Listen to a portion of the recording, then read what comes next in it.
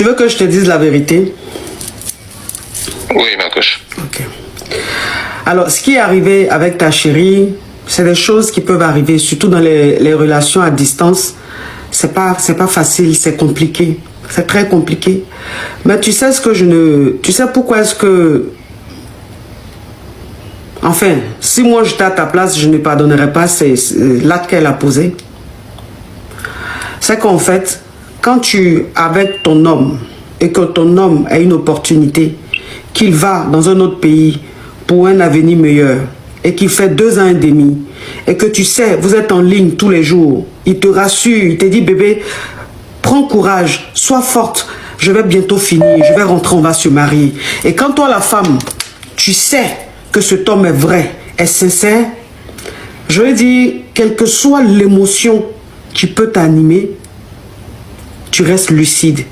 Et excusez-moi, la femme ne se donne pas à un homme comme ça. La femme se donne à un homme quand elle est malheureuse dans son couple. La femme se donne à un homme quand elle est incomprise dans son couple. La femme se donne à un homme quand son homme ne la regarde plus. Étant donné que cette femme-là est l'amour de ta vie, ça veut dire que, étant aux États-Unis, vous étiez tout le temps au téléphone. Tu faisais tout pour qu'elle puisse t'attendre. Donc, il n'y a pas eu un négligement, négligement, non, oui, si, il n'y a pas eu un négligement. Oui, négligence. Voilà, négligement, il n'y a pas eu un négligement à ton niveau. Il n'y a pas eu un silence radio, il n'y a pas eu une attitude qui puisse la faire hésiter. C'est-à-dire qu'elle n'a pas senti que tu avais une femme là-bas et que tu pouvais peut-être la laisser. Non, ça s'est toujours bien passé. Tu l'as toujours rassurée et tout c'était bien. Si tu as perdu ton petit frère et que tu es mal en point, ce qu'on peut comprendre. Vous savez, la perte d'un être cher, c'est pas facile et chacun gère ça à sa manière. Donc, si elle avait vraiment besoin d'une oreille, si elle avait besoin d'écoute, si elle avait besoin de quoi que ce soit, même à distance, elle pouvait parler avec toi. Tu allais la rassurer. C'est-à-dire que tu pouvais être là, en ce moment-là.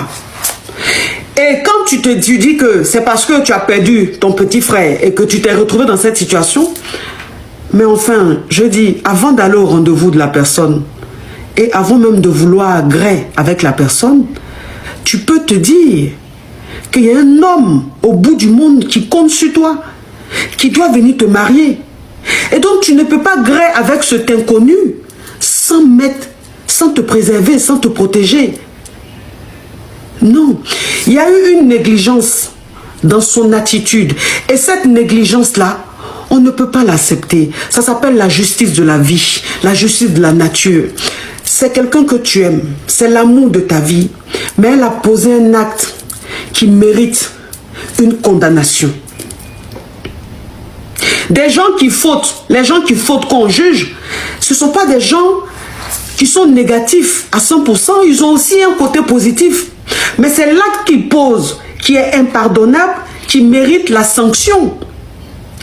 Elle est bien, c'est vrai, mais l'acte qu'elle a posé, c'est un acte qu'on ne peut pas pardonner. Tu peux lui pardonner peut-être parce que tu es croyant, mais tu ne peux plus te remettre avec elle. Pourquoi?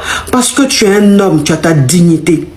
Et parce que vis-à-vis de tes amis, vis-à-vis de tes parents, tu dois montrer que tu es un homme digne. Si tu pardonnes ça, demain, elle peut faire quelque chose d'autre et que tu seras obligé de lui pardonner. Parce que si elle est tombée en guet d'un autre homme que tu lui pardonnes, tu la maries, si demain elle va te tromper, tu ne vas pas demander le divorce. C'est que tu as déjà pardonné le pire. Donc je pense que pour ton honneur, il va falloir que tu passes à autre chose. C'est peut-être pas la femme de ta vie. C'est pas la femme de ta vie. Quand vous n'êtes pas fait l'un pour l'autre, ne forcez pas. Il y a des épreuves qui se passent. Il y a des choses qui se passent dans la vie. Moi, c'est ce que je dis. Je dis, vous savez, Dieu ne descend pas pour nous parler. Dieu, là, il ne descend pas pour nous parler. Mais il y a des signes dans la vie. Il y a des actes qu'on pose. Il y a des choses, il y a des événements qui arrivent dans la vie. Et ces événements-là, il faut les écouter. En fait, il y a des choses qui arrivent dans ta vie, c'est un message.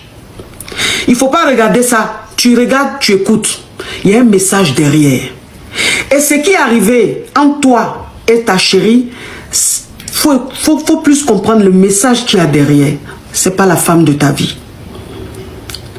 Tu vas pas honnir ton père, tu vas pas honnir ta mère. Au nom de l'amour. Non. Je pense que elle a déconné, elle s'est excusée, tu peux lui pardonner, mais franchement, la prendre, la marier,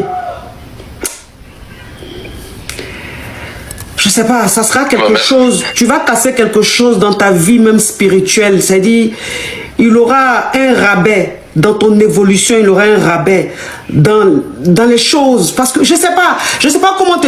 S'il te plaît, je te dis ça, je suis en train de te dire ça, je ne te donne pas le conseil en tant que coach ou en tant que conseillère, je suis en train de te donner les conseils en rentrant en profondeur, c'est-à-dire là, je suis dans le spirituel.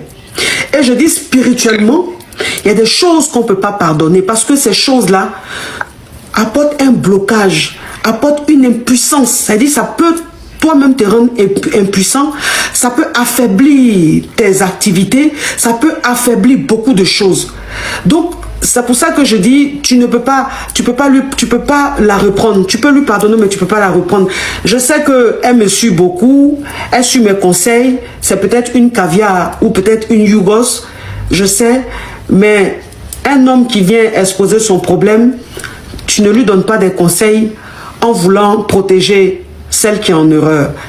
C'est-à-dire, j'écoute ton conseil et je me dis, c'est un frère qui vient se confier à moi. C'est peut-être mon fils qui vient me parler de sa vie de couple. C'est peut-être mon papa qui vient me parler de sa vie. Donc, en fait, je te donne des conseils en tant qu'un membre de ta famille. Pas en tant qu'une personne qui donne des conseils. Et là, je te parle sincèrement. Après, c'est pas moi qui ai le dernier mot. Le dernier mot te revient. Si tu penses que tu as la force de lui pardonner et tu as envie de la marier, de continuer de mettre à dos ta famille, tous tes parents et tes proches, tu peux le faire, mais c'est à tes risques et périls et tu vas le regretter demain. D'accord. Je vous ai bien suivi et je prends vraiment avec beaucoup d'intérêt vos conseils. Je vous remercie beaucoup.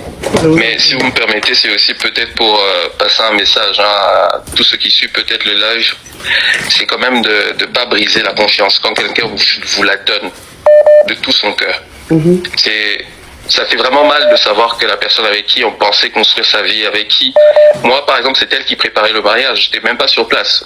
Parler, c'est H24. Moi, j'ai jamais eu des raisons où je travaille, je peux pas parler. Non, j'ai toujours été là.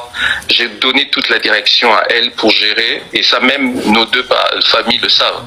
Donc, il n'y a pas vraiment eu d'ambiguïté de notre part, quoi, dans notre couple. Mais arriver à ça, c'est quelque chose qui déchire énormément. C'est vrai que aujourd'hui, je dois prendre une décision, mais sincèrement, c'est vraiment pour interpeller les gens de ne pas briser les confiances qui vous est données entièrement, et voilà. En tout cas, courage à toi. Courage à toi et bonne continuation, mon frère. Merci beaucoup. Bisous.